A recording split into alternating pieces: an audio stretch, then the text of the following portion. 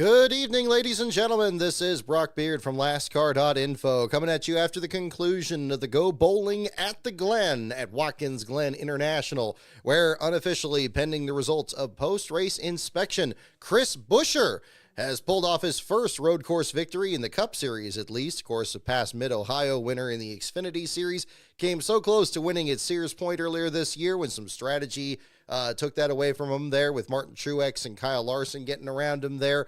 Again, of course, you think about the photo finish back at Kansas earlier this year, mentioned in the broadcast here, losing the race by 1,000th of a second to Kyle Larson. And now, even in the playoffs here, as an outsider in the playoff system, pulling off a tremendous victory out there on a last lap pass on Shane Van Gisbergen, a very physical battle there at the end, a very physical race in general. Fantastic battles throughout. Yes, it got a bit messy at some points there, but Watkins Glen has always been a cage match out there with those Armco barriers and the high catch fences and everything. Had some very physical racing in here. And again, I think both the old school road courses here in the Cup Series have really put on some great shows this season. And this was definitely another example of it there. And much needed after what was, I think, again, a pretty unpleasant experience to watch in Atlanta last Sunday. It was refreshing to see some good old-fashioned racing out there, some drivers actually battling throughout the pack. And yes, it did go into overtime, and yes, there were some wrecks on the restarts there.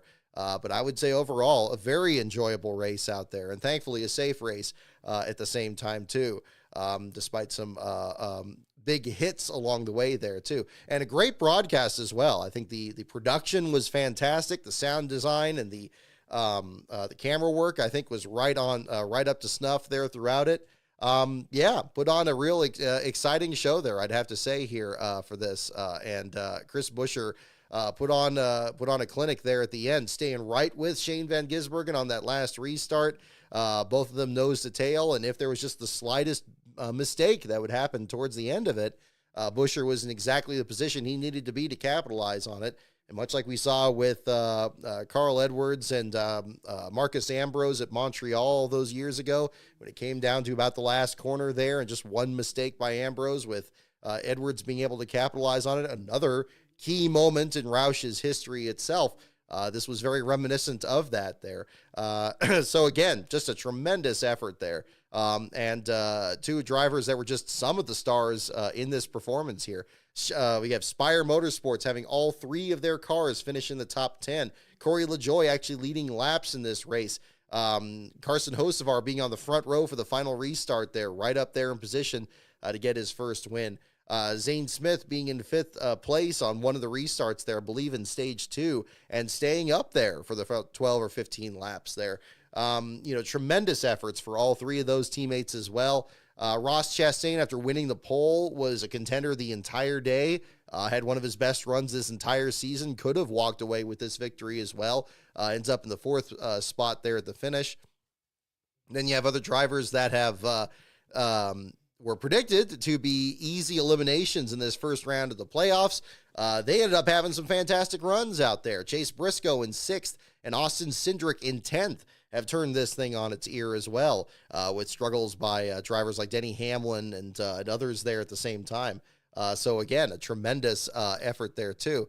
Seeing the question about all three drivers, the Stewart-Haas team almost getting in the top 10 there. Not quite. Doug Gregson out in the 11th spot, and I believe Barry was involved in one of those incidents that dropped him a bit further back on the rankings. Yes, he was 25th at the finishing order. But Ryan Preece was involved in that incident at the very beginning of the race there, going nose-to-nose with Denny Hamlin and I believe it was either Hamlin or Kyle Busch there in that incident there. Preece got some pretty good damage, still came back to finish in the 9th spot there. Michael McDowell continuing to look good at these road courses, coming back from the last place finish he had in this race last year to get a 7th place finish out there. Looked like he was going to be a real contender to be the spoiler outside the playoffs to actually win this race here. So for all the craziness that involved a lot of playoff drivers, it was nice to once again see that playoff storyline kind of go in the background a little bit. and seeing a lot of these drivers that were just not contenders in that for one reason or another, actually able to contend for the win and kind of steal the show. It shows that, once again, trying to win one of these races is still significantly important to these drivers, and it can still be the story of it. And Buescher, in one situation or another, starting 24th on the grid here, still able to capitalize and have a great run out there. Just a tremendous race, really enjoyable, really pleased to see it be so competitive out there. And, obviously, the playoff points, figuring out where they're going to be and seeing drivers in situations that maybe we wouldn't have expected going into Bristol next week. But regardless, fantastic show out there. So pretty much everybody in the top 10, it was kind of a story in this event here. Buescher, your winner over Shane Van Gisbergen, the third spot there to Carson Hocevar, Chastain in fourth, and Zane Smith in fifth, Chase Briscoe to sixth, Michael McDowell seventh, LaJoie eighth, Ryan Preece in ninth, and Austin Cindric in 10th. Pretty much mentioned all of them right from the get-go there. Looking at other drivers that one would expect to be contenders in here, Kyle Larson caught by a penalty there where he cut into, I believe it was Eric Jones's pit box there on the way into his pit box, dropped him to the tail end, one of many costly penalties that were suffered in this race. Brad Keselowski we saw as well being penalized on pit road, I believe a loose wheel at one point, and then as well getting in the incident with another playoff contender, that being William Byron, the defending winner of this race. Byron really wasn't a factor in this event here, ended up getting involved in an accident there with Keselowski in the S's. Was very surprising that even with Byron's car kind of ramped up on the back of Keselowski's, that both were able to actually keep going in the event and clear the crash block. Definitely a surprising bit of circumstances there. Christopher Bell spun out in the initial incident there on the first lap of the race, came back and finished in 14th. Joey Logano was part of the accident there between Keselowski and Byron. Still got a 15th place finish there. Bubba Wallace involved in the incident going into the chicane there, finished in 17th. Martin Truex back in 20th. Chase Elliott 19th. Bowman 18th. Again, a lot of drivers higher up in points had a mid to bad run out there in this race, the way it shook out. Ty Gibbs back in 22nd, just ahead of Denny Hamlin in 23rd. Harrison Burton had a flat left rear tire, brought out a caution at the end. Him finishing back in the 24th spot. Keselowski 26th. And then, from there, you go back to all the other situations. And then, of course, this leads us to the interesting last place battle that happened at the very beginning of this race here, and that, of course, being Ryan Blaney, who now has 3 last place finishes this year, which is more than anybody else. Nobody else in the Cup Series has more than 1 this season. So the defending Cup Series champion could be a favorite to pull off the NASCAR Cup Series championship this year. With now, just 8 races to go? It's going to be definitely a situation where, it could be that Blaney ends up winning the certificate at the end of this year. Very bizarre circumstance, as it was mentioned on social media. All 3 of these last place finishes, not really his fault. Definitely the victim of circumstance in Truex's incident at Darlington just a couple of weeks ago. And now in this one here, seemed like he didn't really get even the most severe damage in the Kyle Busch incident on the very first lap. Busch gets contact from Corey LaJoie going out of the chicane on the first lap. And this track does have a history of drivers unable to complete the opening lap. You think back to 2012 there with Brian Vickers, 1993 with Dorsey Schrader. It has happened before. And a lot of times, a driver, the entrance to the garage area is well before where the start-finish line is now. Pretty close to where it used to be before, I think, 2011, 2012. But it's still a situation where you could have drivers drop out of the race very easily in this case. But this one was very controversial, and understandably so. Blaney getting a tow back to pit road. The broadcast reported that there was something going on with the steering column, saying that maybe the steering column broke. And I'm sure NASCAR heard that. And apparently, according to the team radio, NASCAR coming over the radio and saying that if you can't steer the car, we don't want you back out there. And so the tow truck, which the team has no control over, basically just stopped at the entrance to the garage, was about to pull him back in there. Austin Cindric's pit stall was the very next one after that garage entrance. And you had some of Ryan Blaney's crew was actually standing by there ready to work on the car, but the tow truck's starting to pull in. And of course, as we know, If the car goes into the garage area with crash damage, which technically he did have, even though he just got sandwiched between Keselowski and I believe it was Josh Berry for that moment, he got kind of pinball between them that would have caused that damage to the steering, and the reason that he couldn't steer the car into turn number 5 there, that long carousel. He couldn't even get past the approach of it, and that's why he needed the tow to begin with. So clearly he did have damage from that incident, no matter how minor it may have seemed at the time. Ryan Blaney also dropped the window net. There's that aspect of it too. Blaney did not get out of the car, was still in the car. So you have all these different elements that have to come into play here about this penalty where, a car goes behind the wall and they're actually out of the race. He gets the tow behind the wall. And of course, at that point, just like we saw where Joey Logano drove behind the wall, his teammate, back in 2018 at the same track, got some damage at the very beginning of that race there and ended up ending his day.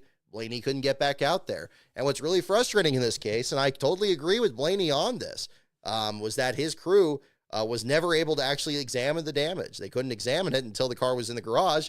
And then it was academic at that point, because once he's towed back there, that's it. His day is done. And he doesn't get to even, complete a lap of the race. Crew never really gets to repair it. And he was incensed, as well as he should have been, at NASCAR about that. Now, we've heard this many times before here. This is not a new problem. This is something that should have been clarified a long time ago. And it needed to be clarified even more recently, when we've had these issues with cars just having flat tires and being stranded on the track. If they find themselves in that situation, then, they're not going to be able to, get that tire changed. It would be ridiculous to fall out of a race just because of a flat tire, just because your car is stranded and it can't go anywhere. And so they've had to make adjustments to that. But now we have this situation here where, if a team needs to really have a chance to use the crash clock, once the car comes in there, the clock can start once the car's dropped off in its stall. And we've seen situations before where a car is dropped off in the stall and they can allow the repairs to be made in that point. But again, apparently NASCAR made this unilateral decision over the radio saying that if you can't steer this car, we don't want you out there. And so they just brought the car back and that was it. Clearly they need to have an opportunity to at least use the crash clock. And if they need to get the tow truck back out there a second time to push the car back to the garage area or something, then that's fine. I'm still not crazy about the crash clock itself, but if that's the letter of the rule, then let's at least work with that there. So an unfortunate situation, and it's terrible for him. Playoff driver or not, just anybody out there should have the chance to be able to get back out there. We've seen situations where this has caught up drivers further back in the field. I remember something similar happening at Bristol back during the pandemic, where it affected one of the smaller teams out there, the Premium Motorsports entry. But this time around here, affecting a larger team, and it gets actually some attention, and you actually have one of the TV reporters actually getting the quote from the driver there. So now we're actually hearing about it a bit more. So hopefully it gets re-examined. Because in the letter of the rule, the tow truck drivers, do you expect them to be that knowledgeable about the NASCAR rule book? Maybe not necessarily, but they get in a situation, whether it's that they can affect the outcome of the race. It's really unfortunate. And we have a situation here where that could be it. So it was really unfortunate, and it really didn't need to be the case. And really, they declared him out of the race just within a couple of laps. By that point, Stenhouse had already been retired from the race as well, with his situation there too. And just an unfortunate mistake. So that's definitely something that needs to be worked on, especially when we go into Bristol next week, where, you could have damage very easily. May have a situation where a car could be stranded on the banking or on the apron and not make it back to pit road. They need to figure that out this week. That needs to be locked in, because that was just an absurd situation there. So that'll definitely end up being the story for the last place story this week, pending, of course, the results of post-race inspection. We'll find out later today if that's going to be changing one way or the other. Again, another bit of craziness that happened out here. I couldn't help but think back to the Joey Logano situation when Lastbro and myself had traveled out there to Watkins Glen. I would have loved to stand right by that garage entrance, because I think that's where you can see that controversy happen. Unlike a lot of these other tracks that seem to have multiple garage entrances, Conceivably cars could be towed in from other places in the infield, I suppose. But at least on pit road, it only has that one entrance.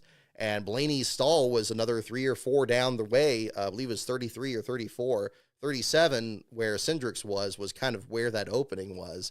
I can only imagine what that crew was thinking when they saw the tow truck make that right turn. And it's like, whoa, hang on. And in fact, when you saw the onboard from Blaney's car, I'll post some screenshots here a little bit later. You can see that a lot of Blaney's crew was up there and just kind of gesticulating and trying to like really get the crew's attention. It's like, whoa, hang on, let's try to fix the car. And then unfortunately they couldn't, they don't have any control of the tow truck. Tow truck drives the car back, and under the letter of the rule, that takes them out. So it's an unfortunate situation, and it does need to be reconciled for sure, because that's definitely another problem back there. But Ricky Stenhouse Jr. involved in the accident as well when Kyle Busch spun out. One of many, again, you could make an entire highlight reel out of just the cameras that were in the corners from this race here, one of which being the camera that was hit by Stenhouse's car and knocked over there during the stack up there into the Armco barrier. Stenhouse trying to complete a couple of laps in the process. Unfortunately, his clock expires. He ends up out of the bottom 5 there. AJ Allmendinger run over on the restart there. He gets a stack up there, drops through the pack. Field did actually a really good job avoiding him through the S's, which was not easy, given the fact that you can barely run 1 or 2 wide through there. We saw at one point about a 4 wide battle there going into the S's at one point. But when Allmendinger had his issue with the transmission, it shows in the unofficial results here. Him dropping back through the lineup there, the field did a great job avoiding him. Unfortunately, it was a short day for him. They couldn't make the repair. That, of course, was a different situation from Blaney's, where he was able to get down to the garage area. Crew was trying to work on it, and he went behind the wall. It was a mechanical situation, so if they were able to repair it, they could send him back out. Unfortunately, that wasn't the case, and he ends up 36th. Kaz Gralla and William Byron rounding out the bottom 5. Byron actually also, like Keselowski, still finished the race under power despite that incident. I don't know if that speaks to the strength of this car or the durability of something else in the equation here, but that would be another thing to look at here. I need to step away in just a moment. I didn't have the air conditioning on in here, and I didn't think I needed it, but I'm feeling it already. So I'm going to kick that on here in just a moment, and I'll be right back. We'll go ahead and continue our discussion here of the Cup Series race at Watkins Glen. We'll get into the Xfinity Series race. I want to talk about the NASCAR archives that was just updated here this week. And, just other things I'm working on here in the meantime. So don't go away. We'll get into more of that here in just a moment. So hang on, folks.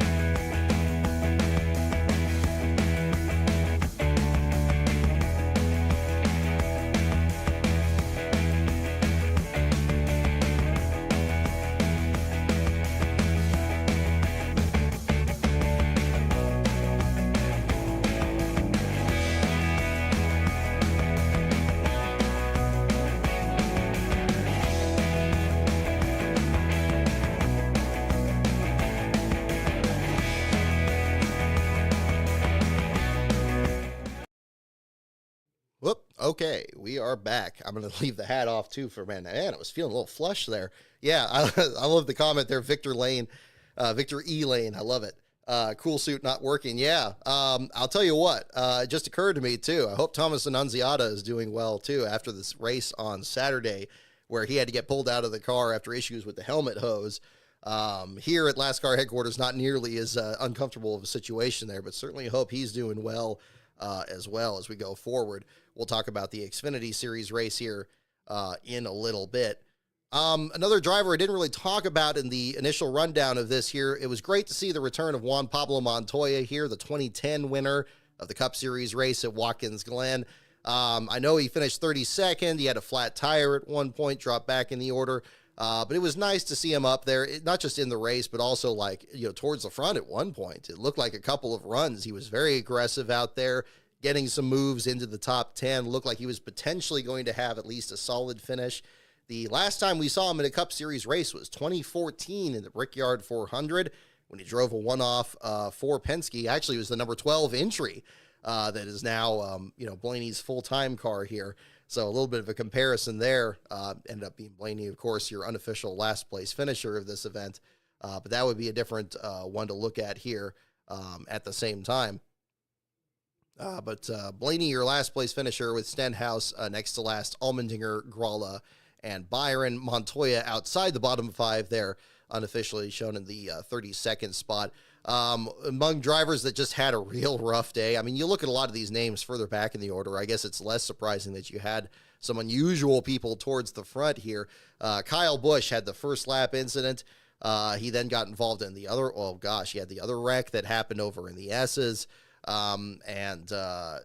Just really, struggling. Got his lap back and was able to kind of work his way up through the pack. But it seemed like he was just the wrong place, the wrong time most of this day. It's very similar to what we saw with Denny Hamlin. After getting in the first lap incident, he had his own incident in the S's, shortened both ends of his car, and ended up still back in 23rd. I guess it's remarkable that they were able to salvage what they could at this point. A lot of battered race cars, kind of in that 20th to 30th range there in this field, as one would expect. Tyler Reddick, very much the same situation there, finishing in 27th, even though he didn't seem to really get that much damage in this. I think he was anticipated to be a real contender in this, given how well he's been in the road courses and how consistent he's really been for most of this season. However, Reddick back in the 27th spot there, finishing back in the order. So not a great run for these drivers back there.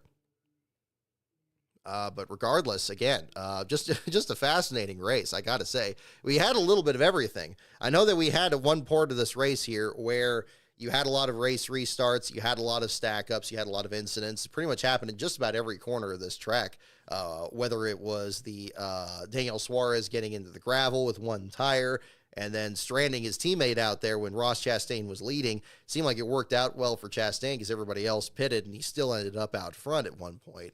Then you had again, the stack up of the S's. It just showed how treacherous this track was. And in between, again, I'm repeating myself a bit on this, but I want to really kind of emphasize it there. The production of this race, the way they showed it on camera, cranking the volume up there, just hearing the bass of those cars, especially going through turn 5, it just sounded fantastic. I think they did a great job of really showing off the spectacle of these cars going around this track. And and again, it's not, I think we've been lulled into kind of a false sense of security with this race the last few years, because the last few races here haven't been that good. Not just the last few here with the next gen car, but also the last few with the previous generation, the Gen 6. They just haven't been very good races. I think probably the last good one we've had there probably was 2018 with Chase Elliott's win. That had a lot going on in there, for sure. So that's a long span. I mean, we're talking 5-6 years at that point.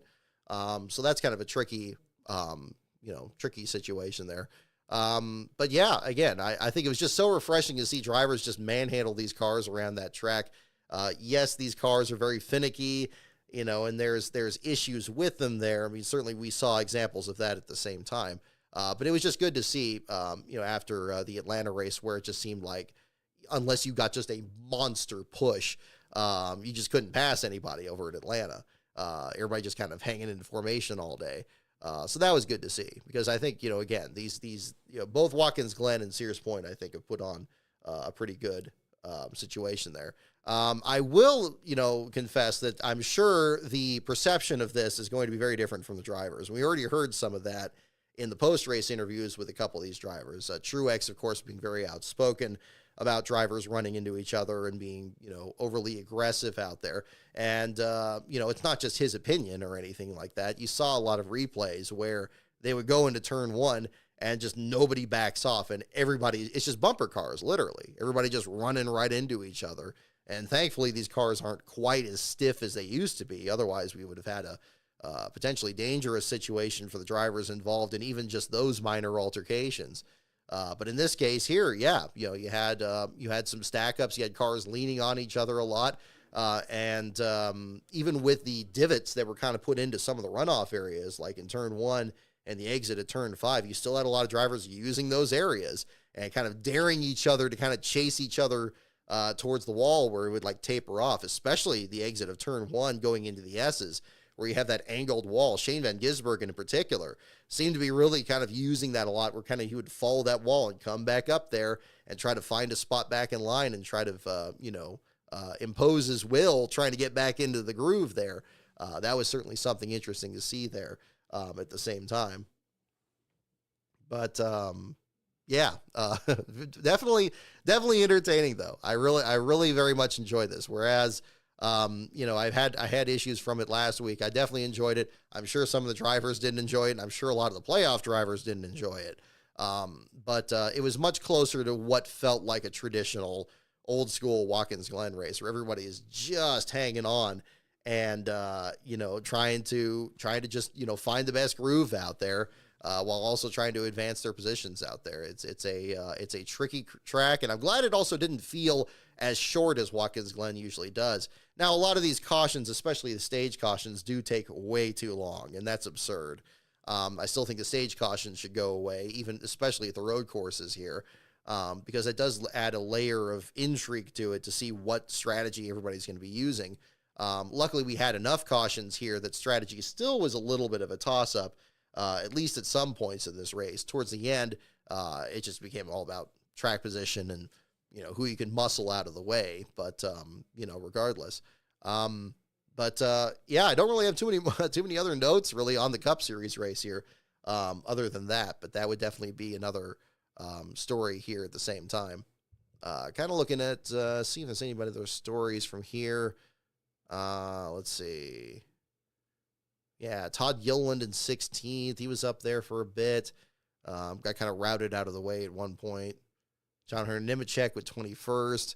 Not too much else. I was hoping to see more out of Justin Haley and the Rick Ware racing effort. I know Haley was at least near one of those incidents towards the end. He's showing 29th there at the finish.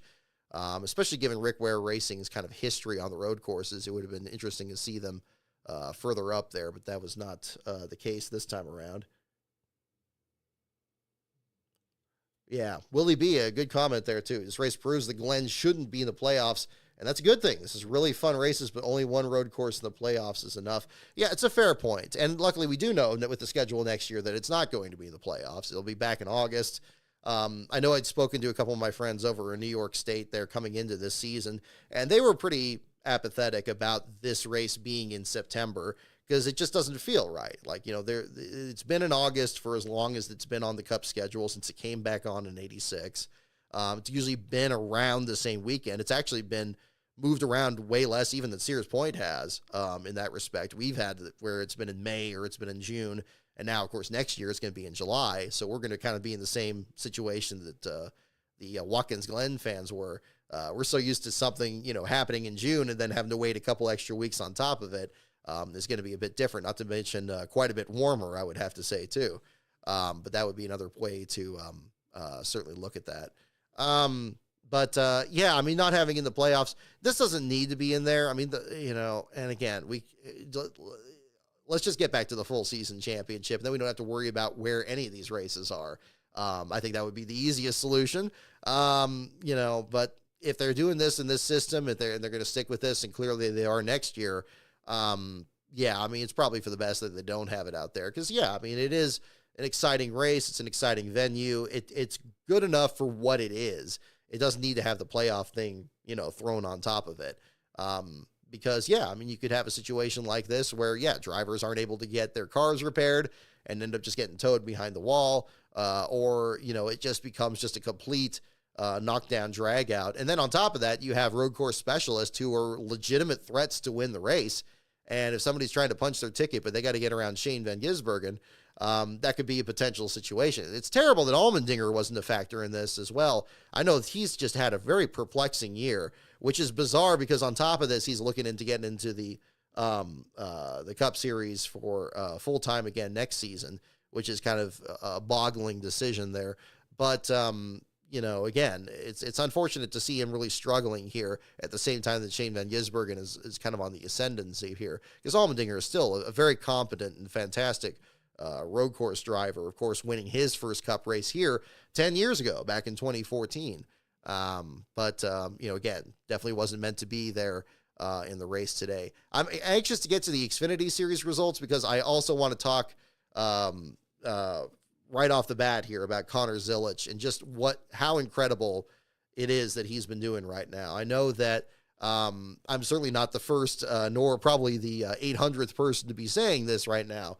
But absolutely remarkable what this driver is accomplishing. And it was great to see in his post-race interview after winning that race yesterday how much that win means to him there, especially so early in his career. I mean, he's 18 years old. He's won in the LMP2 class in 24 hours of Daytona, 12 hours of Sebring.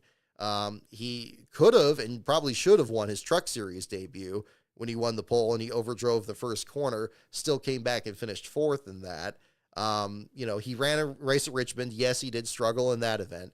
But then he comes out here in this Xfinity race in his debut at, again, a very tricky road course here at Watkins Glen. Wins the pole, wins the race, wins the first stage by 11 seconds. Absolutely outstanding. I know that, again, he's another example. I know he's an American driver, so maybe not in the exact same regard here.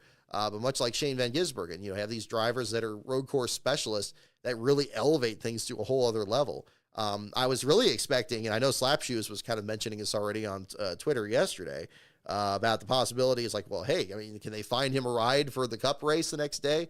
It would have been something if something could have been worked out there, especially given the fact that it was, 38 cars or 40 spots. You could have got another open car in there, but I guess NASCAR didn't want to bend that rule or anything like there. But it would have been interesting. It would have been interesting for sure if something could have been worked out just to see what he could have done. Although this race was just so crazy and physical, maybe that would have got lost in the shuffle. So maybe it was for the best that didn't happen. But certainly, given what he's accomplished to this point, I mean, it's only a matter of time until he gets an offer to run in Cup.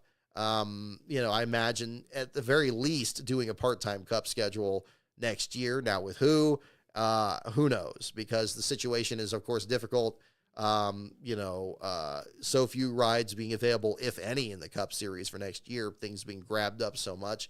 And then what team is going to want to enter an open car when it's going to be at a loss, even if he wins? That's going to be a tricky situation too. See where the dust settles on everything that's happening with Trackhouse and Spire and some of these other programs. But we'll find out. I mean, it could be interesting, but,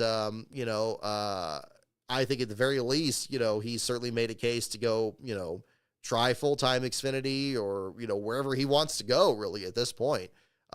It's such a different experience when a driver has this much instant success, like we saw with Shane Van Gisbergen. I mean, at least the same treatment there. See what happens. Of course, we haven't seen him win a Cup race yet. But of course, yeah, I mean, I'm just as anxious to see it as anybody else there too. Very interesting to see. Sheldon Creed once again getting in second place. AJ Allmendinger, Chandler Smith, and Shane Van Gisbergen in fifth. It was mentioned a lot during the Cup Series race today how Shane Van Gisbergen was raced very physically in yesterday's race, got bounced around there in the S's there.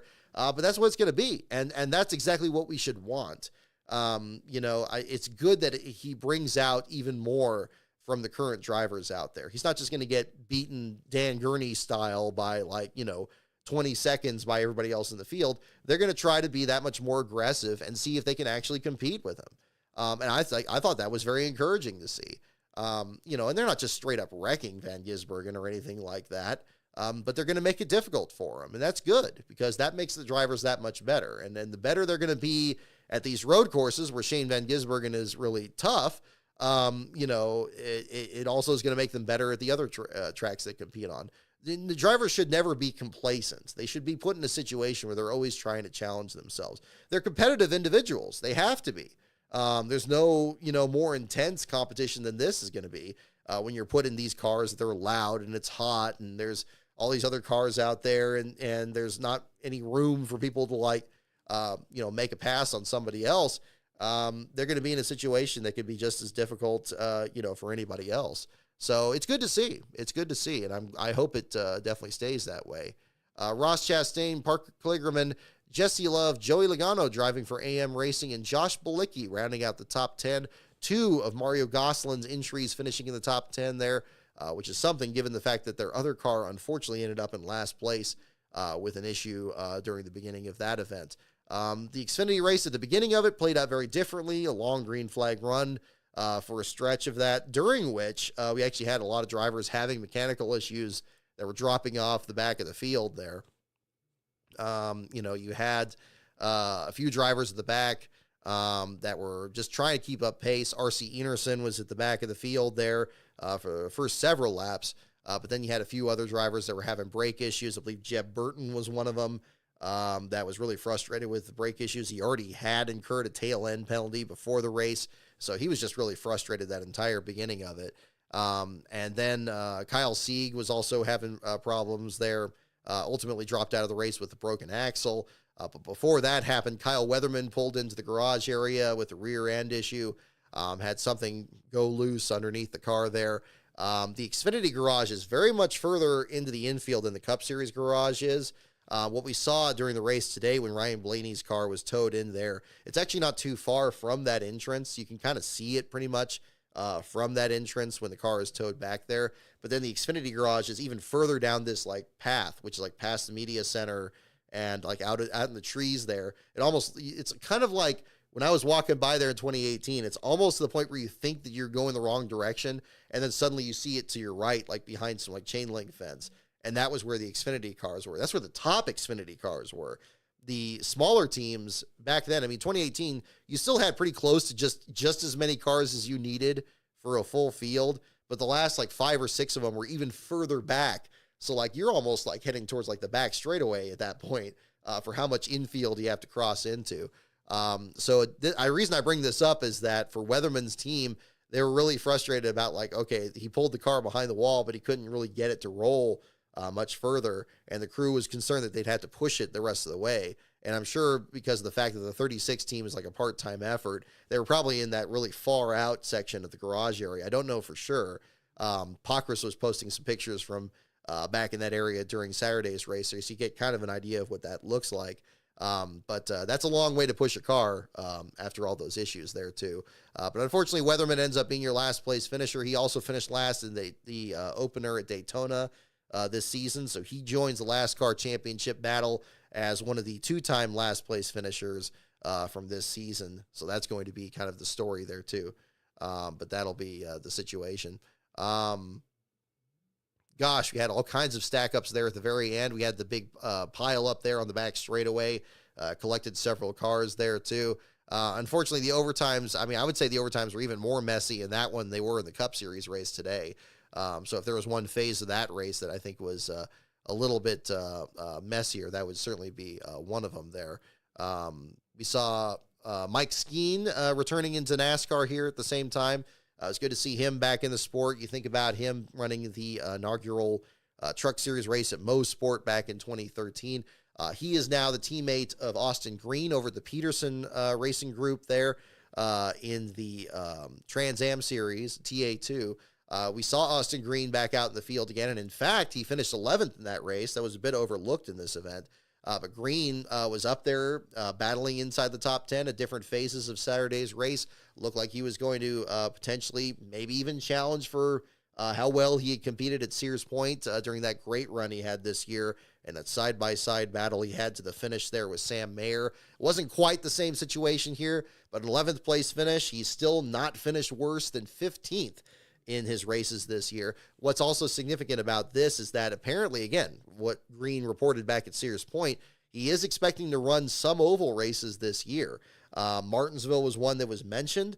Haven't heard anything more official on that than that at that moment, but that'll be exciting to see, and if he can keep that going. Because again, like we talked about with Connor Zilic and the struggles at Richmond Truck Series race earlier this year, we'll see if he can kind of keep that going there at the same time. But that'll be another exciting story.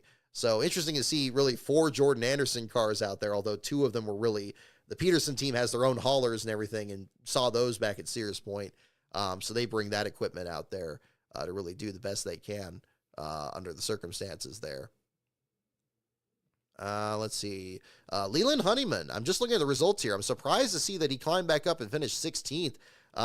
They had some kind of bizarre issue during that opening run when a lot of drivers were trading last place just because they had mechanical issues.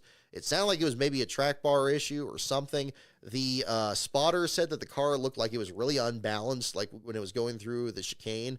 I don't know what they fixed or if they just weren't able to fix it or whatever. But Honeyman climbed to finish 16th, and that wasn't the last car on the lead lap. It wasn't like he was just hanging on at the finish. In fact, there were 21 cars on the lead lap, last of which being Custer when he drove off course there in turn 1, I believe on one of the last restarts there. So great recovery for him there at the same time. So again, a lot of interesting stories through the field there.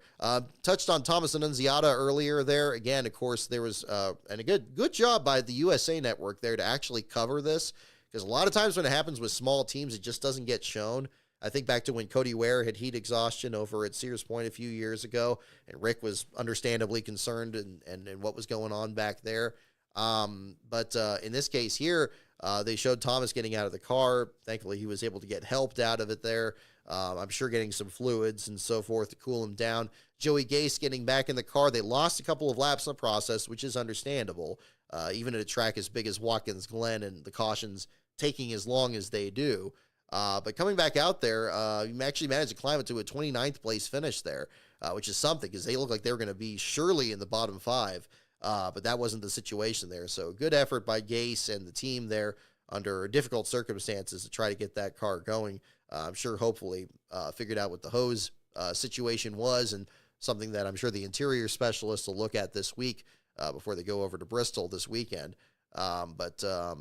Yeah, kind of a scary situation there too, because, I mean, again, they really didn't talk about so much the heat this weekend, but I anticipate that, certainly from the way it looked like for Thomas there, that was certainly a challenging situation there anyway. You would definitely need your cool suit working, or at least your onboard air conditioning working at the same time there too.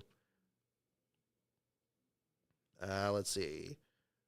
Ryan Idius, I see your comment there. Overtime should be rare, not at least 1/3 of the season thus far. Seeing a lot of comments on this already about, how many races this year have had overtime finishes, and it does feel like it's almost becoming the norm, which is problematic. And I think it does require, it requires looking at a couple of things. I mean, you certainly look at what NASCAR is doing and what they deem is sufficient to cause a caution.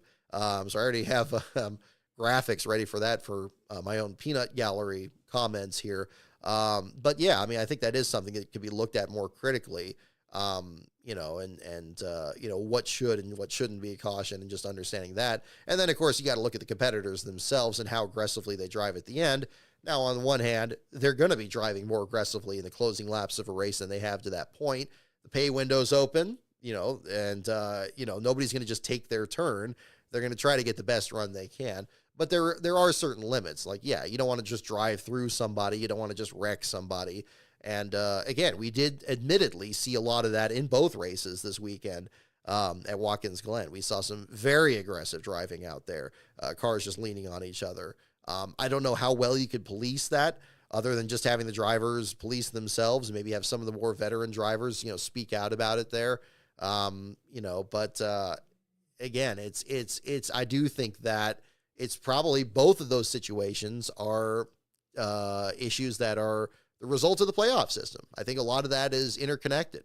I think that if you're going to create all this pressure, just add more and more of it, and then say, like, okay, now it's going to be that you got to win in this round, and you got to get into you got to advance, you got to get off the playoff bubble, you got to this, you got to that, and all this other stuff, and you have all this money that's sitting there that you're not going to get if you don't jump through all these hoops in that order when you need to jump through them.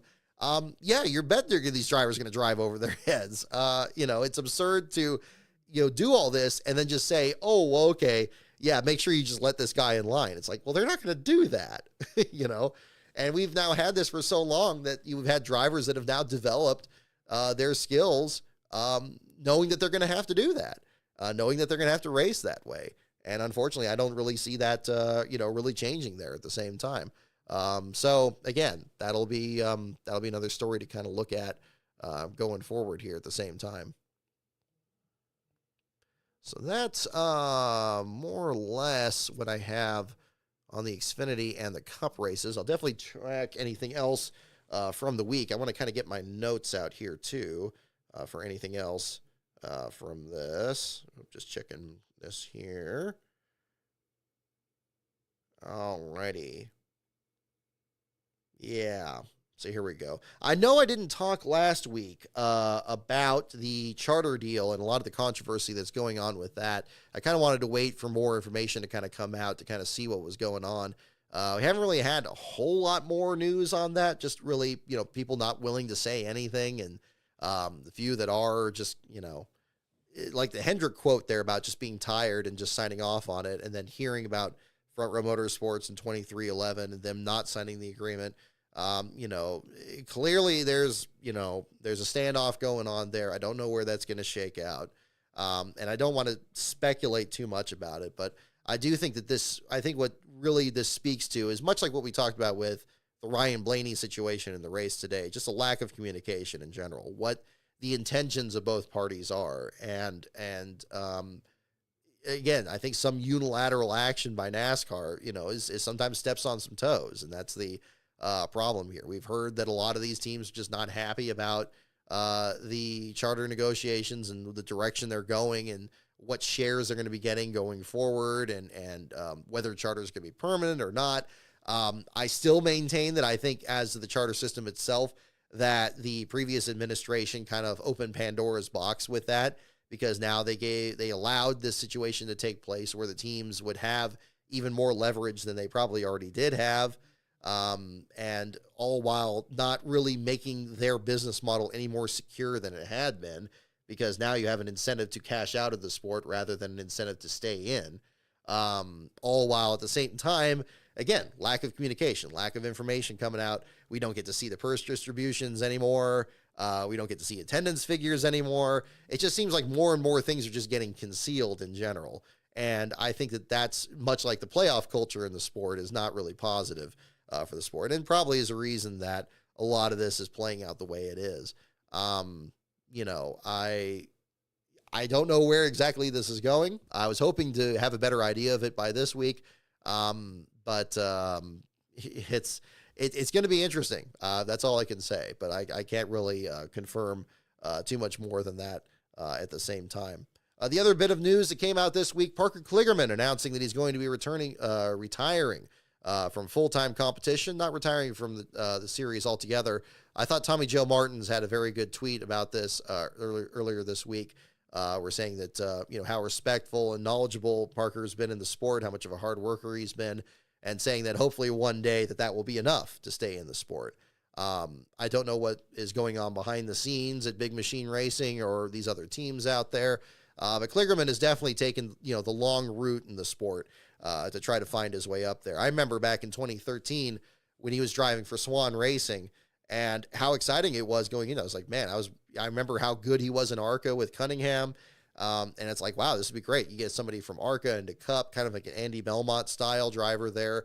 Somebody that can really kind of turn heads and have a good effort out there. Unfortunately, that whole Swan Racing deal was just a disaster. And it wasn't just him that got caught up in that too. Cole Witt, his teammate.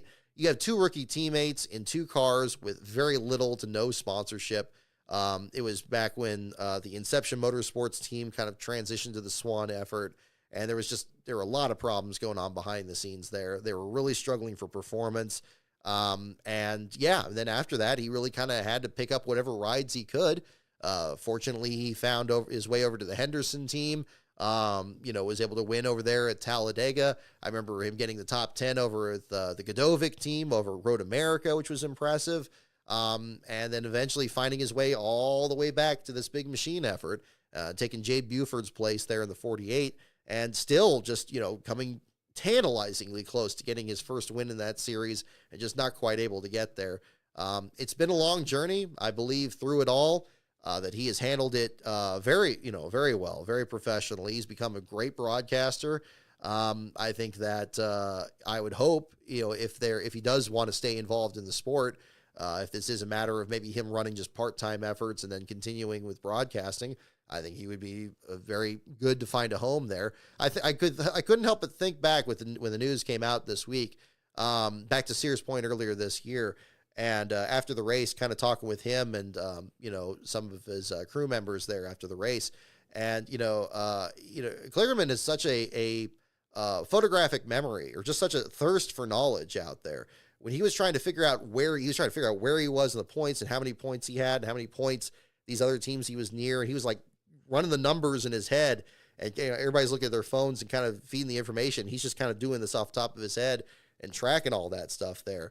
I envy that. That's, he was just really just 100% focused on that and just figuring out what he needed to do and where he was at this point, what he needed to do the next week. I'm sure all drivers probably do that to one point or another, or maybe they have somebody on their staff that helps them with it in the case of maybe a much larger team out there. But that impressed me. I thought, again, he's just like, he's very personable, but he's very much, all business when he has to be. And, I think that's what you have to have in that sport, because it can be a very ruthless sport in many respects. And, I hope that this was just a decision on his own terms. I hope that it wasn't something he was forced into, because I think he's had some really interesting runs with the big machine team. He's been closer to wins in that series than he ever has been. But again, maybe just trying a different chapter in his life, and we'll find out if that's going to be the situation there too. And Jordan Kirby, you bring up the point there too. Same thing with their podcast. They do a great job on that too. Yeah, they've been, Landon is always very much the same way. Landon Castle's always been very personable and also had a very similar experience to Parker in terms of trying to get into the Cup Series and then constantly being in situations where, that's not always possible. And I remember back when Landon did his qualifying challenges back in 2011, 2012, and kind of the earlier days with iRacing and so forth.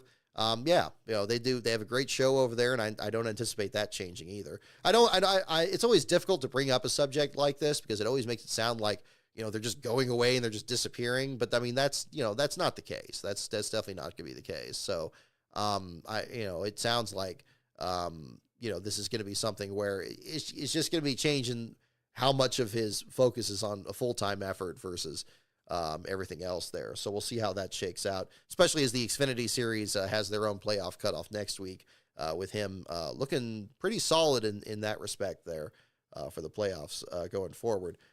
We didn't really talk about the Watkins Glen track itself. I know that there were some changes made to it, especially that curb going into the chicane. I haven't yet listened to really the driver interviews talking about this change, but obviously there were some concerns last year with the mouthpiece tests of drivers having, feeling rattled up like they've been in an accident, even though just running over those curbs. And we saw how much, I think NBC had a pretty good graphic comparing Chase Elliott's entry into that corner from last year and how much it upset the balance of the car and how difficult it was for the car to negotiate that corner. Again, I don't think it really took anything away from it in this race. I don't think it really, I don't think it contributed to it being as chaotic as it was, even though the first incident took place basically exiting the chicane.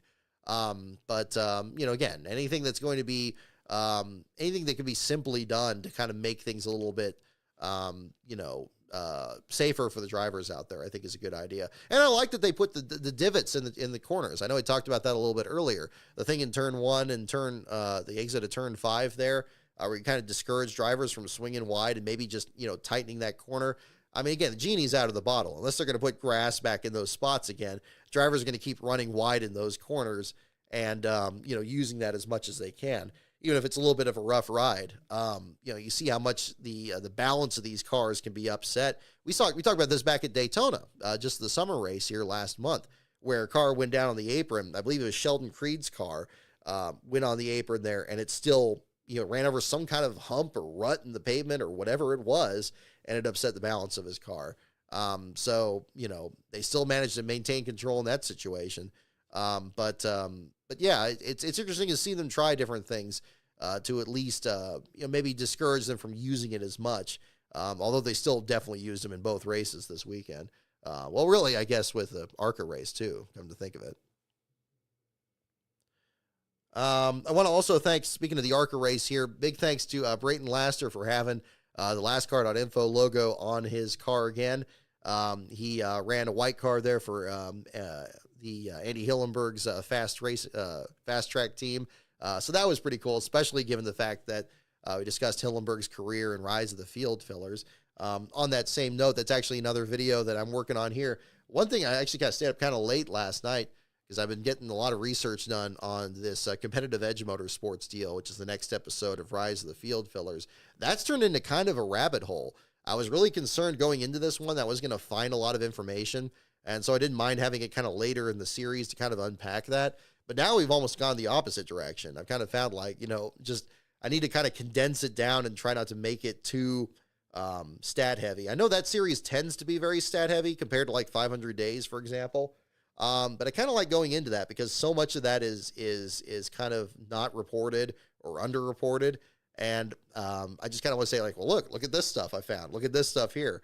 So I think as long as I can, it'll probably take a couple drafts to kind of get that one ready. But I'm fortunate that I think I got a couple of other videos that'll probably be ready sooner than that. But that'll be interesting. I kind of like to just, if I could commit more time to it, I'd like to just kind of probably do a couple of these field filler episodes, just kind of focus on that and maybe hop back and forth. But I don't want to suspend 500 Days too much longer either, because I do have one in the works that I just need to just finish off and get that going. So we'll see what the situation happens there too. Jordan, thank you for tuning in there. Yes, I did. I did enjoy the finish there between Shane Van Gisbergen and Chris Buescher. Kind of front-loaded the first part of the show here there before turning on the air conditioner. But yeah, fantastic battle there at the end. That was really exciting. I was just gobsmacked when they did the camera shot, and you have Buescher, keeping the pressure on. I mean, I didn't really talk about this in the initial debate there. I mean, the fact that Buescher stayed with Shane Van Gisbergen during that restart there when nobody else could. I mean, they kind of gapped the rest of the field really thoroughly, and Buescher was just right on Van Gisbergen there, and stayed on him for multiple laps. I found that very impressive. And, it seemed like, it was going to be very unlikely that he was going to make any kind of mistake. And it didn't take a very big one there going into the chicane there for that to happen. I hope we get a shot from the wall. We got the onboard shot, I believe, from Van Gisbergen to show that he glanced off the wall, but I don't know if we got that one that was on the inside of the fence looking up the back straightaway. That would be interesting to see, unless that got played while I've been doing the show here. If it did, hopefully that turns up, because I think that would give a better indication. I know there was one shot earlier that it was one of the Bed Bath & Beyond cars, like glanced off that barrier, and you can actually, see it really clearly, see it kind of move a little bit. But that was basically the difference, and it made it really exciting. So yeah, I think Buescher did a excellent job out there, and it was so impressive to see how well he had done at Sears Point this year. Obviously, he was disappointed he wasn't able to pull off the win, but came very close to it. Kind of had the Ricky Rudd 2005 strategy out there on old tires, trying to make it work, and it almost did. Just too many laps left, and it just didn't shake out. But this one here, he was very much on the aggressive there at the same time. But yeah, Beast of Metal, yeah, no, thank you for the suggestion. Yeah, field fillers, that could be another one where, yeah, you kind of split it up, the episodes. I don't know if that'll be necessary. It almost could go into 2 phases, but we'll see. I mean, I usually don't kind of judge that until we kind of get the full script out there, but it's an idea. It's definitely one to keep in mind at the same time. Let's see here. I want to talk about the NASCAR archives too. Big thanks everybody for checking out those videos there this week. I know I just touched on that on last week's show because I believe I only had 1 video in there last week, but I put another 6 videos in there this week, and I have a lot more on the way here. Yeah, like just old content that I've had over the years, stuff that I was saving up on DVD that I recorded over the years, especially back when I did the starting grid videos on a regular basis. So I recorded a lot of stuff from that period, and it's just been kind of sitting in, storage all these times. And I'd kind of like to share it with people, much like people have been sharing, their own content on there. I know Dave W., for example, does a great job on here on YouTube. Definitely subscribe to him if you haven't already. He has a lot of great qualifying footage. A lot of the stuff you see in Rise of the Field fillers, for example, is from his archives. I didn't really start recording a lot of stuff till maybe about 2006.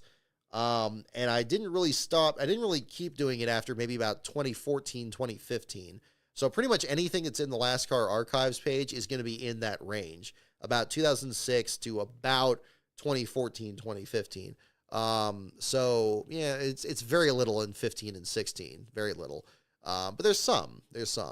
But yeah, really at that point, most of the stuff at that point was already on YouTube after there, and it really wasn't much point really even recording it. And then streaming services changed that and all that too. So I haven't really done that lately.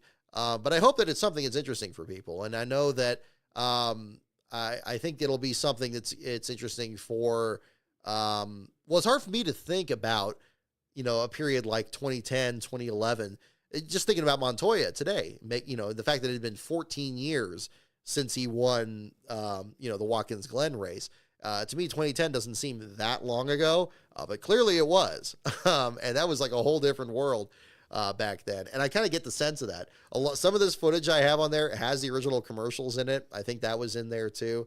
I know the Price is Right episode that's on there. I think that was the most popular one on there so far. Was interesting because that one was released right before championship weekend in 2010, and Clint Boyer and Austin Dillon show up in there.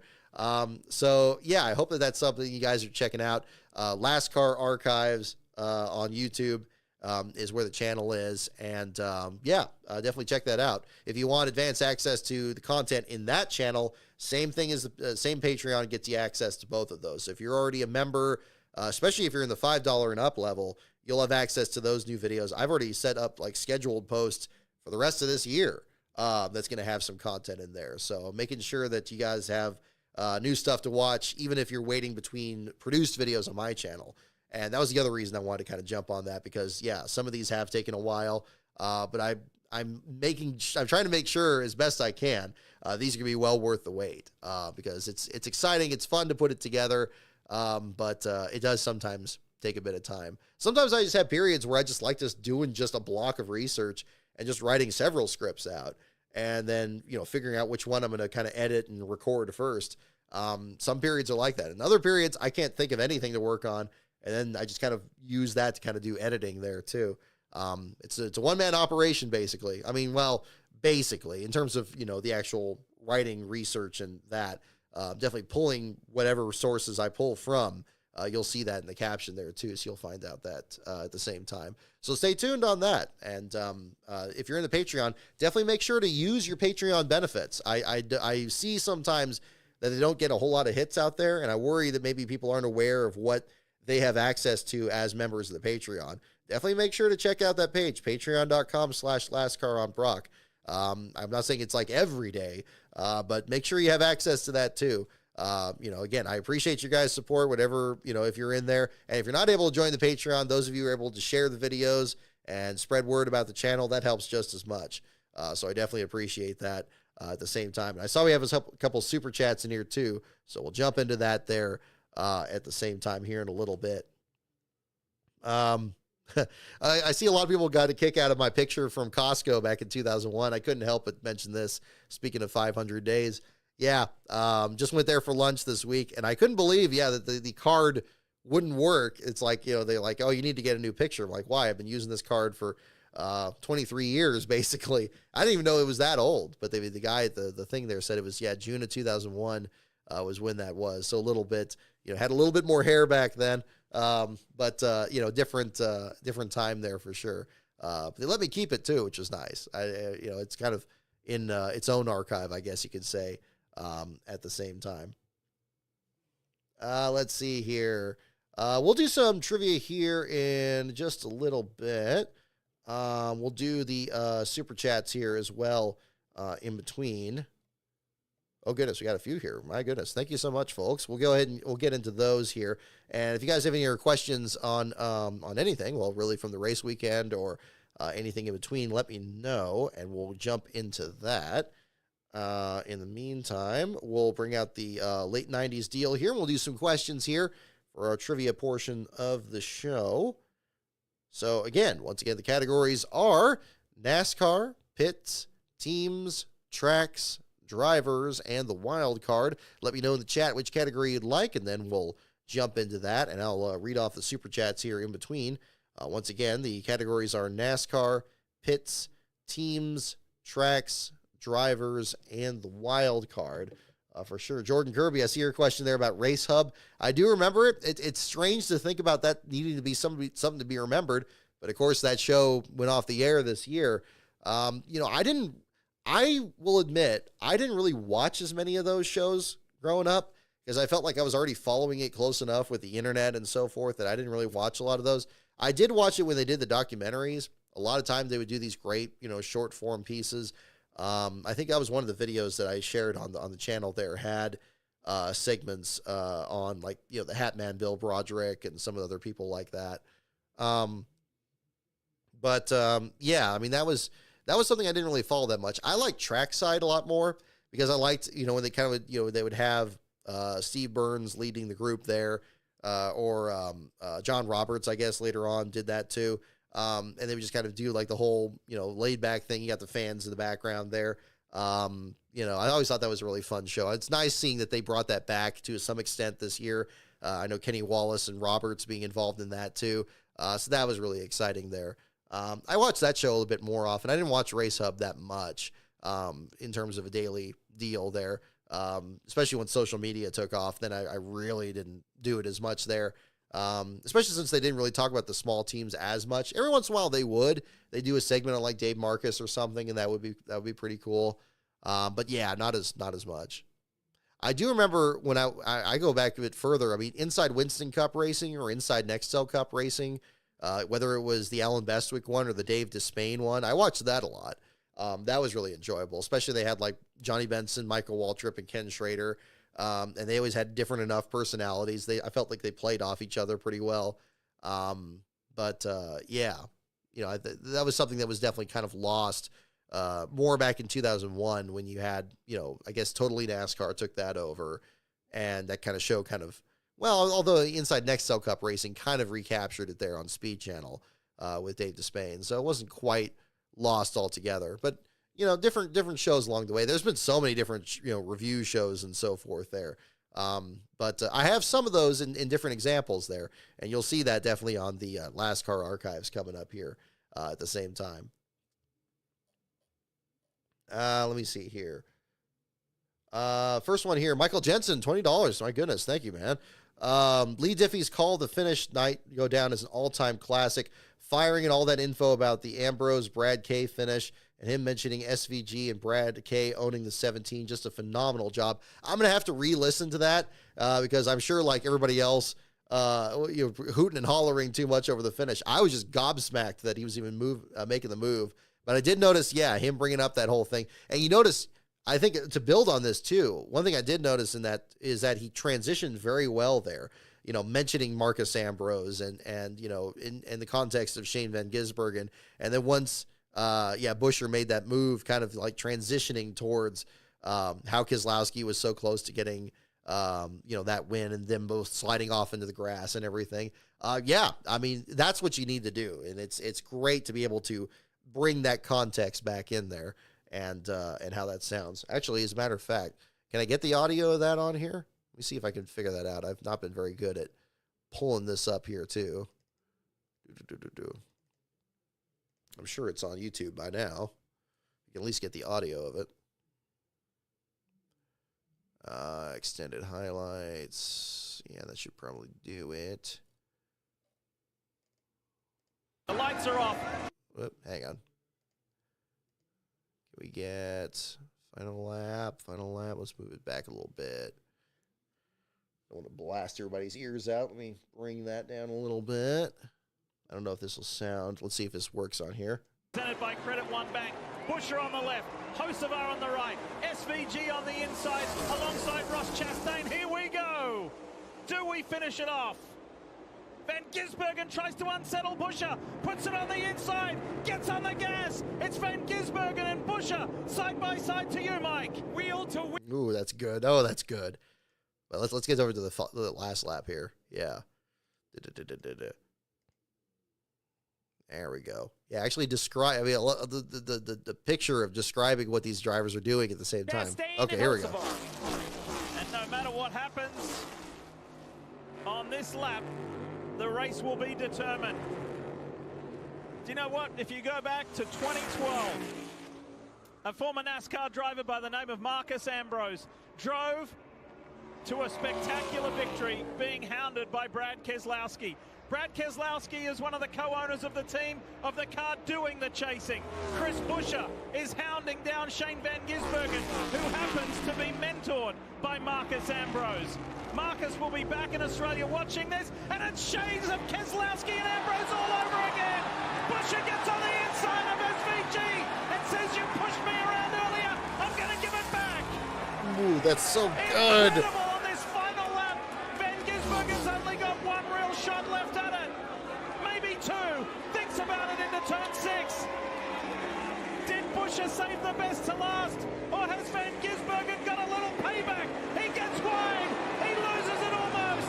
He has to gather it up, but he can't do it. Chris Buescher wins at the Glen in the most spectacular style. Ooh, that is so good. Oh, that is so good. Oh, yeah. And he didn't let it. See, and again, this is something I always criticized Adam Alexander for, like, you know, to catch the moment as it's happening. When it transitions and Buescher is just is closing in on it. I know I just played just the audio. You didn't see the video here, of course, there, but I was doing that intentionally so you can just hear the audio of it by itself. Like, you know, that it paints the picture so perfectly, you know, that he's reeling it in, and then he steps it up a notch when he actually catches him. You know, I'm sure he had that in reserve, like he's just thinking about the Ambrose thing. But then, yeah, like Michael pointed out, just to pivot on that dime and then immediately say, oh, it's just like 2012 all over again. You know, the two of them running into each other in turn 5, which did happen in that famous battle back then. And what made that finish so exciting back in 2012. Fantastic call. Right up there with Here Comes Harrison Burton. He did a great job. That was perfect. And see, nobody else stepped on it. You know, the other people in the booth, they're commentators, they have their own roles, looking at pit strategy or looking at this and that, and they pitch in. But the call of the finish, you know, I like that Lee Diffie just grabbed the reins and just did it, just nailed it. Oh, it was perfect. Perfect. I agree, Michael. That was fantastic. So that's definitely something I'll be playing more again this week here as well. Bowser Jr. XD, thank you for your super chat as well for $5. Hoping we can get a race soon where my blood pressure doesn't spike.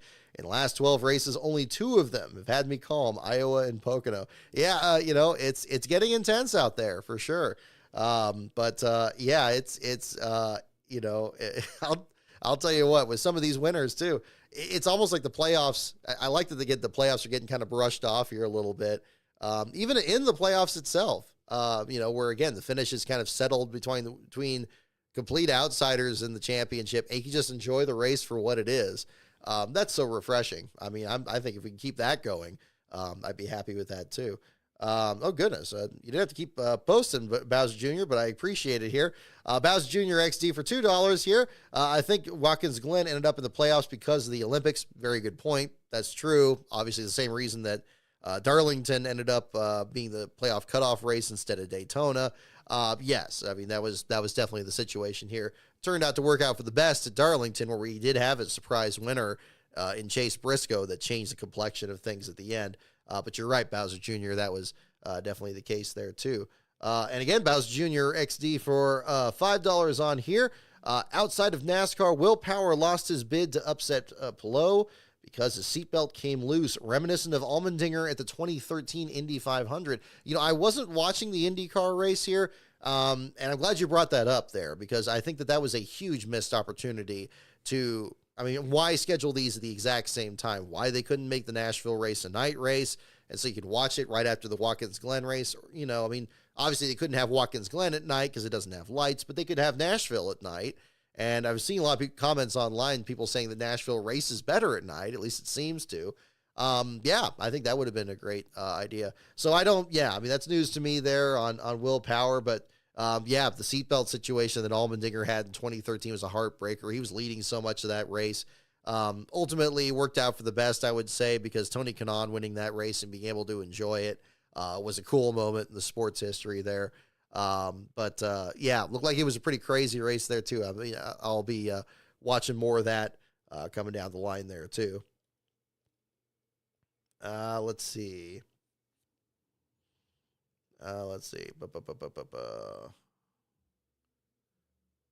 Alrighty. Let's see. Yeah, it was radio. Yeah, Michael Jensen. Yeah, what I love is that it was radio style, yet they all laid out for Lee to call it all. Exactly. Yep.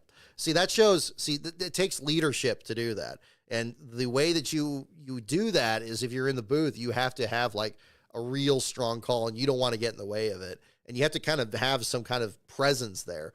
Again, and you can have the voice, but you got to be able to like use it, and you have to like have the delivery when it needs to be said. It's like. It's like music that way. It's got to be done at just the right point. And I think that was a perfect example of it there, too.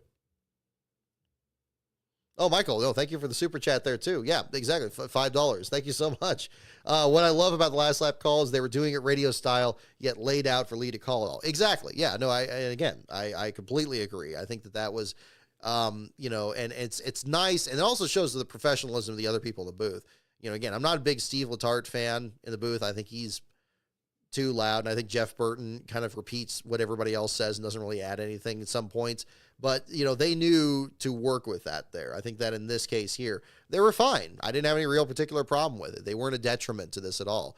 I've always been more a big supporter of whoever is the main play-by-play person, because that's the person that gets the big calls and the big moments there. I think that there's a time and a place for like the other people in the booth, much like when, Benny Parsons would react to a crash, kind of similar to the way Dale Jr. did, back when he was in the NBC booth. And I anticipate Will, wherever he ends up next here. But that'll be another one to look at there at the same time. Yeah, the slide job one. Yeah, exactly. Yeah. And that was unfortunate, and it was fine. With, it's, there's nothing wrong with having like another commentator, like, especially like a color commentator that like brings up those big moments. Cause again, Benny Parsons would do that. He always had that, that very like, physical like sound whenever somebody like had a crash or a close call or something like that, or he would remark at something at that moment with just add a little bit more excitement to it. It's so hard to describe. It's like trying to describe like the inner workings of like some really complicated machine. But, when it when you hear it, when it's done right. You may not be able to pinpoint exactly what it is, but when it's done perfectly. And that's another perfect example of that there too. Yeah, I can hear Benny Parsons say, oh no, exactly. Jude Fernandez. You got the exact same point. Exactly. So yeah, for sure. Well, again, thank you so much for the super chats there for sure. Definitely they're never expected, but they are always appreciated. So thank you so much. We'll do some questions here as well. And again, if you have any other questions for me, let me know here. In the meantime, let me see what category. Okay, here we are back there. Kyle Martin, thank you so much. I appreciate your support there as well. Yeah, I really enjoy just putting these together. Sometimes I just take too much time on it, but it's just so enjoyable putting these together. And I think, there's certain aspects of like the sports history, and then sometimes I learn about it in a different way than I experienced it initially.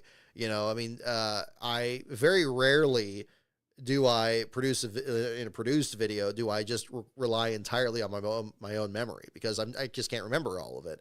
Or maybe I just remember certain details of it and I can emphasize those if it's appropriate. 500 Days is a perfect example of that. But sometimes I kind of learn more. I mean, I'm learning more about it at the same time with you guys. So that's kind of the other fun part of it too, which is where it gets to be enjoyable, because you can actually kind of like, share these stories that way too. So again, yeah, thank you very much, Kyle. And I appreciate your support there, the channel as well. All right. We had, I see 2 for wild card.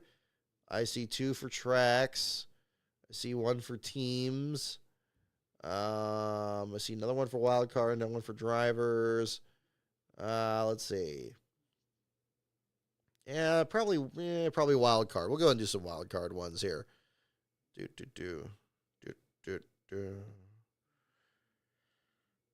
All righty. Let's see. Not that one. Okay. You might have had this one before, but I'll read it anyway. What driver is married to an accomplished race car driver named Robin? What driver is married to an accomplished race car driver named Robin? That is our first question. Yeah. Oh, we can't do that. Yep, that one too. That's another famous one.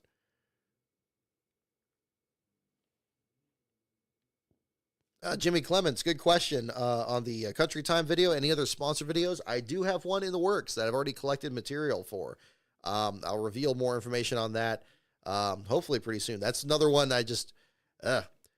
luckily the season's wrapping up, because I think one thing that I don't like to use it as an excuse, but I mean, it does take up a bit of time during the week, is just maintaining the articles on the website, whether it's the articles for the races this weekend, which is why I usually draft them during the races themselves. This weekend was a perfect example. I mean, luckily, I was able to get pretty much the entire article done today with Blaney crashing out in the first lap.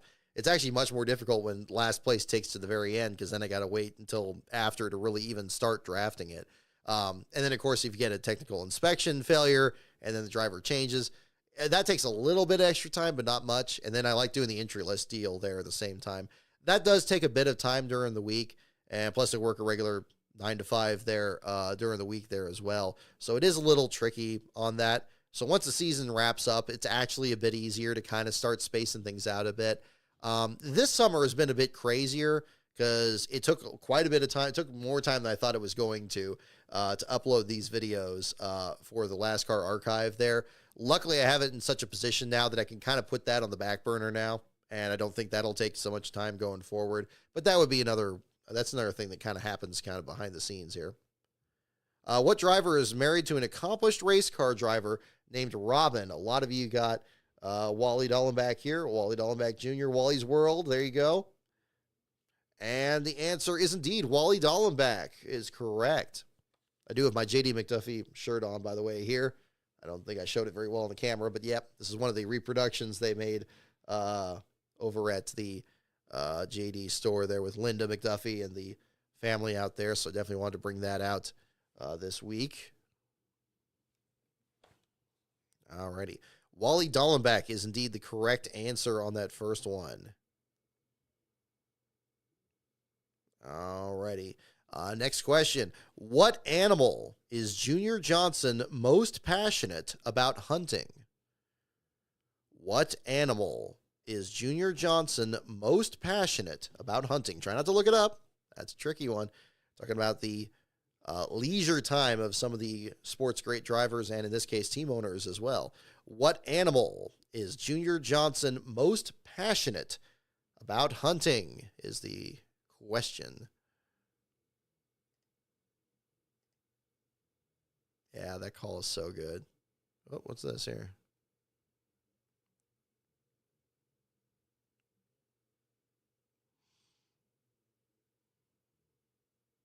Norm Benning just tweeting here. Sorry for not updating recently. The person helping me with this account was dealing with a personal matter. Headed down to Charlotte tomorrow to do some final work on the Talladega truck. I got to relax today watching a great cup race at my friend's haunted hayride. I'll have to retweet that. This being for Norm Benning's account here. So that's going to be exciting. So we'll get Norm Benning's Talladega effort is going to be one to certainly circle on the calendar coming up here. Alrighty. Question one time here. What animal is Junior Johnson most passionate about hunting? We got answers for wolf and boar and deer and quail and bear. Okay, here we go. The answer is raccoons. Raccoons is the question. I don't think anybody got that. Did we get raccoon? I don't think so. No. Wow, that one stumped the group. All right, well, we did get a tricky one there. That's good.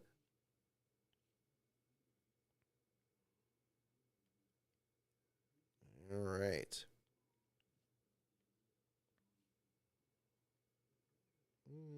Let's see.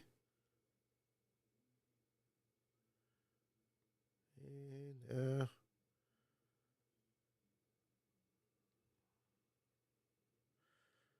All righty. Yeah, there we go. Tricky one there.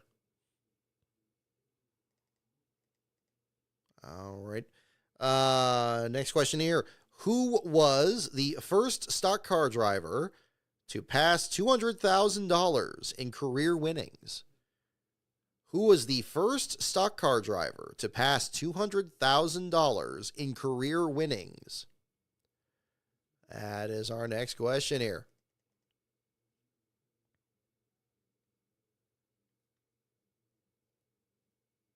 All righty. Just check this out here at the same time.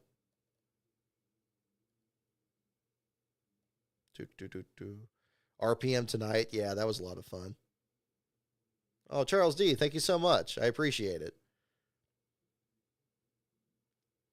I tend to mumble a bit, but I try to enunciate a little better. I used to be a lot worse. I was complete mush mouth when I was in like high school there, but I try to. I've always admired some of the great broadcasters, and and thankfully so many of them are still with us here. You can learn from them. Like Mike Joy and Alan Bestwick and so forth. There, it'd be great to do broadcasting at one point, or do something more professionally here. Beyond what I do here at NASCAR headquarters. But, in the meantime, I've got plenty enough material to work with here in the meantime. So, I say this, it's been a long time since I've been bored in my free time.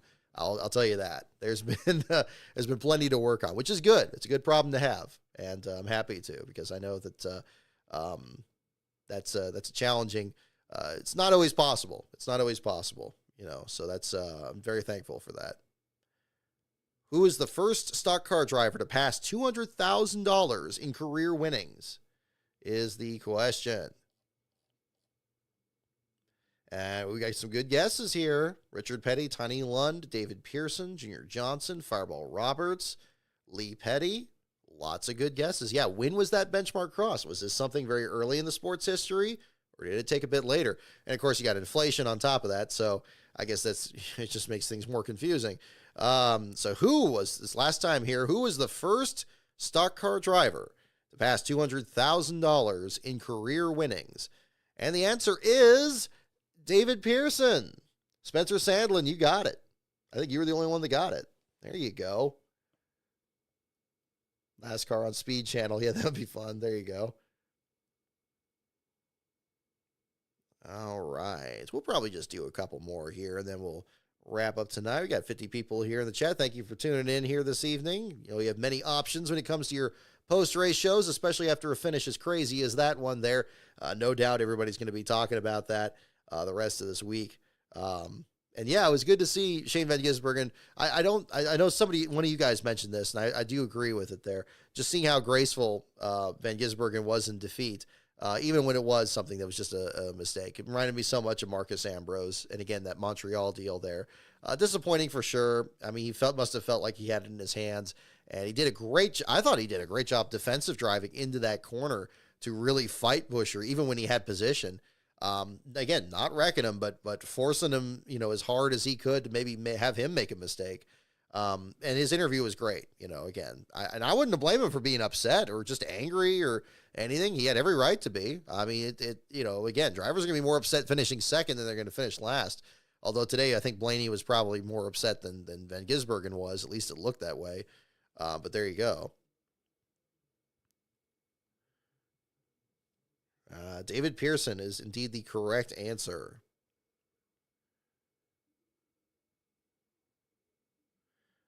All right. So we'll just do one more question here, and we'll wrap up on this one here. What race did Bob... I'm so glad the air conditioning is working. I was getting kind of flustered, and I was starting to kind of trip over my words at the beginning of the show, and I'm like, okay, I could probably power through this, but I'm like, oh, I don't know. I mean, we got a lot of content to go over here, so yeah. So I appreciate you bearing with me here. But anyway, last question for the evening. What race did Bobby Allison choose for his NASCAR Winston Cup debut? What race did Bobby Allison choose for his NASCAR Winston Cup debut? That is the question.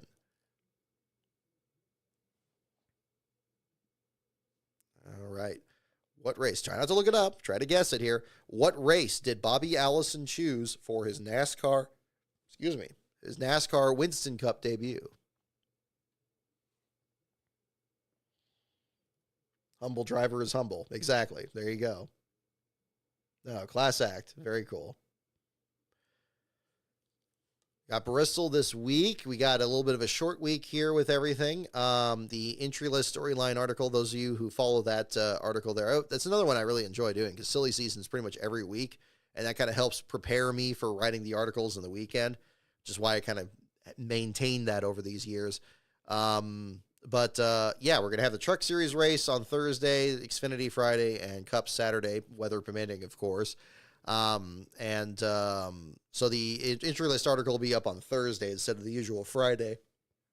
Basically between this and the 500, probably the only weeks where we kind of move that up a day there. So look forward to that if you're checking that article out. And the article on the Cup Series race will be later tonight. Do we have any calls on inspection? I gotta check this out too. Yeah, that's a good one too. Where are we? Oh, here it is. 47 seconds ago. We do have a call. Bob Pockris reports tech complete. No issues. Buescher is the winner. No cars to R&D. I guess no cars are intact enough to go to R&D, so they're not going to R&D. So no issues. Congratulations. Chris Buescher is your winner today at Watkins Glen. That means Ryan Blaney is your last place finisher, and that article will be up later tonight. What race did Bobby Allison choose for his NASCAR Winston Cup debut? We got several guesses. The 600, Daytona 500, Bristol, Jacksonville. There you go. Coke 600. Yeah, just power your way to the hospital. Yeah, I'm with you, Beast of Metal. Yeah, no. And again, especially after seeing that with Annunziata, I'm with you too. It was like, it was, we had the air conditioning off most of the race because it's getting a bit cooler out here and didn't want to waste energy. And it's like, well, this doesn't seem too bad. And then like I had the lights and everything on. It's like, okay, this is a little bad.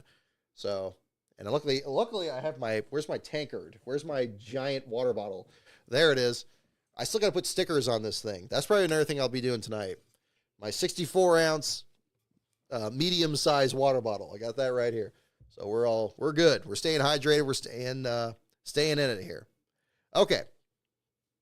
So here's the answer. What race did Bobby Allison choose for his NASCAR Winston Cup debut? The answer is the Daytona 500. I was thinking it was going to be something weird. I was thinking maybe it'd be Bristol or something. But he chose the Daytona 500, where he won it 3 times, 78, 82, and 88, I believe. So there you go. Daytona 500 is the correct answer. I like the guesses for Southern 500 or Nashville Fairgrounds. That would have been interesting too. Maybe that'll be the case there at the same time. So that will about do it for the show here tonight. Congratulations to Chris Buescher on a thrilling victory today in Watkins Glen. Not a playoff driver, but hey, that doesn't matter. Somebody's got to still win the race, and he definitely earned it there in that tight battle with Shane Van Gisbergen. Ryan Blaney, your last place finisher today. Kyle Weatherman, your last place finisher of yesterday's race in the Xfinity Series. In the meantime, the website is lastcar.info. The Patreon is patreon.com/lastcaronbrock. And the Twitter is @lastcaronbrock. In the meantime, our next show is going to be, weather permitting, once again here, next Saturday night at Bristol. We'll talk about all the action in near Thunder Valley, I suppose. Starting with the return of the Truck Series for the next race in the round of 10, the regular season finale for the Xfinity Series, and the elimination race for the round of 16 in the Cup Series. There will be no shortage of stuff to talk about. And if you like to stay up late here and watch, discuss a bit more of that on the show here, I'll be there that evening. So in the meantime, have a safe week, everyone. Thank you so much, everyone, for tuning in and for your support of this channel. And look forward to more content on here, hopefully in the very near future. So that's what we're going to be working on here in the meantime. So have a great week, everyone. And thanks again for tuning in.